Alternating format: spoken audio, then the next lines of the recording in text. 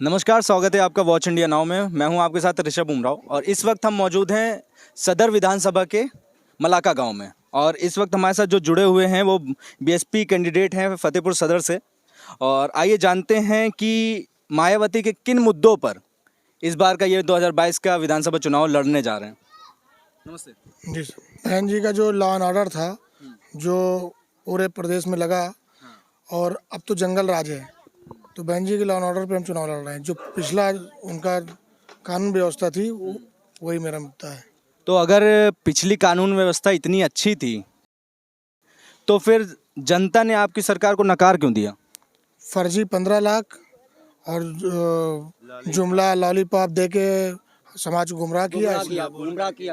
आप अपने बारे में कुछ बताइए कि इस बार जनता आपको क्या देख करके आपको वोट दे। बता तो रहे हैं, बहन जी का जो शासन काल रहा है, इतना अच्छा शासन काल रहा है कि हर गरीब नौजवान बेरोजगार रोजगार पाता था, सरकारी नौकरी मिलती थी। आज ये नहीं कि आज ये नौकरी निकली कल पेपर आउट हो गया है। और हिंदू मुस्लिम भाईचारा बहुत अच्छा बना रहता था, सब कुछ रहता था। इस सरकार ने सब ध्वस्त कर दिया, पूरी गंगा जमनी तहजीब खत्म कर दी है। आप अपनी एक ऐसी प्राथमिकता बताइए जो विधायक बनने के बाद सबसे पहले करेंगे। समाज पार्टी विधायक बनने के बाद जो पहचान के बहन जी के जो अधूरे कार्य पड़े हुए हैं, जो उनके कार्य लगातार हो रहे थे, सरकारें दूसरी आई उसको बंद कर दिए गए, उनको सही करना। गाँव में जैसे अम्बेडकर गांव थे, कॉलोनियाँ थी, महामाया पेंशन थी, शहर में पूरा शहर को बिल्कुल खंडार कर दिया, उसको हमको सही करना है। ऐसा एक कार्य बताइए, एक जो विधायक बनने के बाद आप सबसे पहले एक कार्य करेंगे जनता के लिए। जनता के लिए सबसे पहले तो शहर की जो जंगल राज पड़ा हुआ है, बिल्कुल भाईचारा बनाएंगे। पहले एक दूसरे का जो बिगड़ा हुआ है सब। अभी भाईचारा नहीं है? नहीं, बिल्कुल नहीं। भाईचारा अब बनेगा, अब बन रहा है।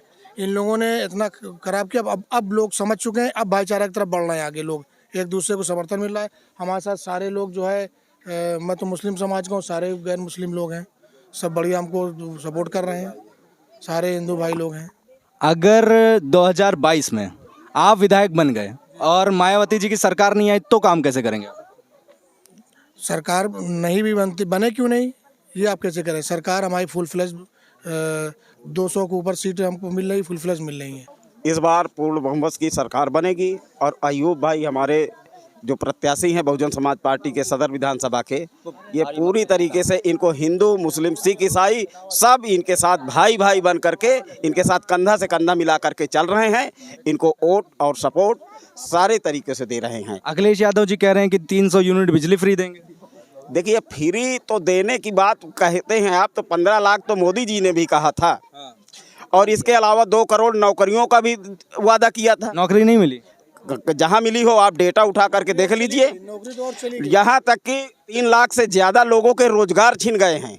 और कोरोना काल में जिस तरीके की विवशता और महामारी को झेला है इस जनता ने, ये मौका ताक रही है। जिस समय पर वोट दबाने की बारी आएगी, ये सारे लोग जो है ख़त्म हो जाएंगे। रही बात, आपने अखिलेश जी की बात किया, अखिलेश जी के शासनकाल को लोग भूले नहीं हैं। उन्होंने भी तुष्टीकरण का काम किया, और जो कार्य आज बीजेपी कर रही है हिंदू मुस्लिम का काम, वही काम अखिलेश जी भी करते रहे हैं। तो अखिलेश जी करते रहे तो 2019 के लोकसभा चुनाव में मायावती जी ने गठबंधन क्यों किया? मायावती जी ने गठबंधन किया था कि अगर हमारे पास एक विकल्प के तौर पर हम, मोदी जी चूँकि पूरे देश को निजीकरण के क्षेत्र में ले जा कर के रोजगार छीन रहे हैं, और उन मुद्दों को ध्यान में देखते हुए गठबंधन किया था कि इनको सत्ता से हटाना है। लेकिन जनता नहीं समझ पाई उनकी भावनाओं को कि ये लोग किस प्रकार से काम कर रहे हैं, और उनके बहकावे में आ गई। जनता नहीं समझ पाई या मायावती ने अखिलेश यादव जी के साथ गठबंधन करके गलती की?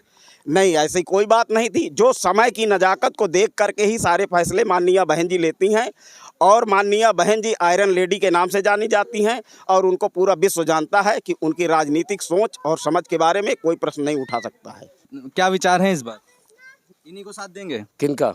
अयूब जी का? नहीं, हमारे विधायक सदर विधानसभा से हम माननीय अयूब अहमद जी बनेंगे।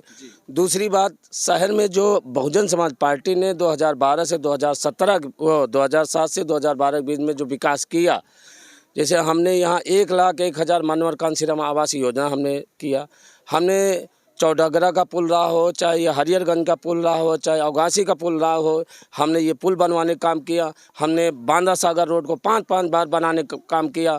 हमने नवीन मार्केट फतेहपुर के अंदर बनाने का काम किया। हमने हमारी सरकार में महामाया पेंशन योजना, मेडिकल ग्राम विकास योजना हुई और 23.5 लाख बहुजन समाज पार्टी ने नौकरियां दिया और 8.5 लाख बैकलॉगों की भर्ती हुई। तो जो बहुजन समाज पार्टी में सर्व समाज के सम्मान हुआ और सभी लोगों का विकास हुआ, इस मुद्दे को लेकर के हम 2022 के चुनाव में आए हैं। क्या नाम है आप? डॉक्टर राम बहादुर पाल। तो इस बार किसका समर्थन कर रहे हैं? पर्चा तो आपके हाथी का दिख रहा है, पर्चा आपके हाथ में। वाले पुराने हम बीएसपी से सभासद भी हैं। ये आबू नगर वार्ड से। हाँ, तो को बहन जी का शासन सबसे बेहतर लगा, सशक्त शासन। तो फिर इतना सब कुछ बेहतर था तो क्या हुआ ऐसा कि जनता ने दोबारा क्यों नहीं चुना? अब ये तो समय की बात होती है, जनता का मूड है। अब जनता फिर ला रही बहन जी को 2022 में। ये तो परिवर्तन होता ही रहता है। परिवर्तन नहीं होता, एक रुपया आ है? गया गुजरात से, उसने हमारे समाज को ऐसा बताया। एक मुद्दा आप बताइए जो सबसे पहले करेंगे सदर में। आप सबसे पहले एक ऐसा कार्य क्या करेंगे जनता के लिए? एक वादा तो आप ऐसा बताइए। सीवर लाइन, सीवर लाइन, कुछ क्या रोड मैप है आपके पास सीवर लाइन के लिए? सीवर लाइन पूरे शहर में होगी। जो जल भराव का समस्या है, वो का निदान होगा। तो रोड मैप क्या है, कैसे करेंगे सीवर लाइन को? आप कितना बजट चाहिए उसके लिए? उसके लिए जो भी बजट होगा वो तो इंजीनियर बनाते हैं, उसका बजट इंजीनियर बना देंगे। कितना लगेगा जो कोशिश होगी उसके बजट के लिए पारित कराया जाएगा। वीके सिंह जी के टाइम पे 2 अरब का, वीपी सिंह के टाइम पे 2 अरब का बजट था सीवर लाइन के लिए। जी, तो क्या इतना बजट पास होगा दोबारा? पैसे कोई कमी नहीं रहती। करने वाले का सिर्फ दिल रहना चाहिए, करने वालों का भावना होना चाहिए, हौसला होना चाहिए। बहुजन समाज पार्टी ने स्पोर्ट्स कॉलेज भी बनवाया, यहाँ बन रहा है, वो उन्हीं की देन है। और मैं राष्ट्रीय प्लेयर भी हूँ फुटबॉल का। अरे वाह जी, 93 में मैंने यूपी टीम से खेला है, उत्तर प्रदेश टीम से। मैं आइजॉल में था।